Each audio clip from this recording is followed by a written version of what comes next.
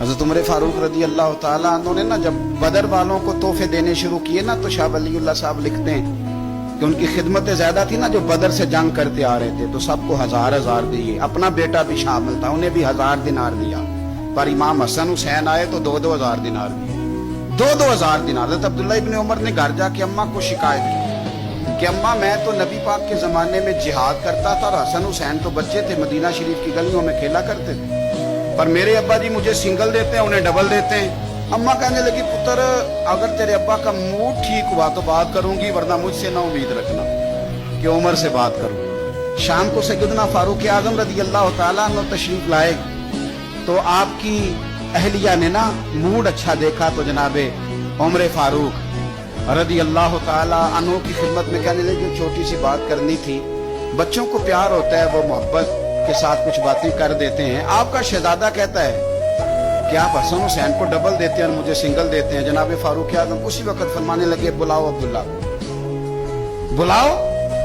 حضور، وہ تو انہوں نے ویسے ہی بات کی تھی، فرمایا کچھ نہیں کہتا، بلاؤ تو صحیح نا۔ کہنے لگے یہ تو نے کیا کہا پتر کہ حسن حسین کو ڈبل ملا ہے؟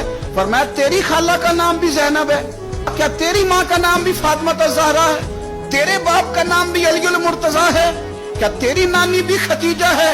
اور پتر بول کے بتا کیا تیرے نانے کا نام بھی محمد مصطفیٰ ہے؟ کہنے لگے پتر سن، ان کے ساتھ کبھی مقابلہ نہ کرنا، تمہیں میں نے خدمت دیکھ کے دیا ہے اور انہیں میں نے نسبت دیکھ کے دیا ہے، انہیں نسبت دیکھ کے۔ یہ بات نہ چلتے چلتے مولا علی تک پہنچ گئی۔ حضرت علی بڑے راضی ہوئے کہ عمر نے یہ بات کی، بڑے راضی ہوئے، کہنے لگے ایسے تو نہیں نا میرے نبی نے فرمایا تھا کہ عمر جنتیوں کا چراغ ہے، اب یہ بات حضرت عمر تک پہنچ گئی۔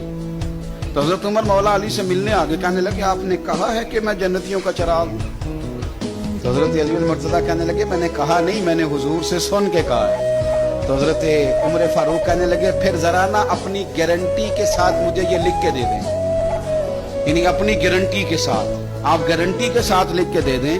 تو حضرت علی المرتضیٰ نے لکھ کے دیا، کہنے لگے میں گواہی دیتا ہوں، گارنٹی دیتا ہوں۔ حضور فرمانے لگے دیکھو بندہ سادہ تھا، بات کتنی گہری کر گیا ہے۔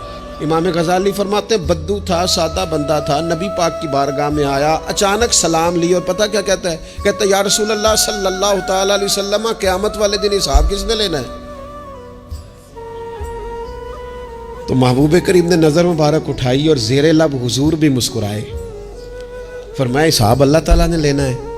تو اس نے کندھے پہ چادر رکھی اور مسکرانے لگا۔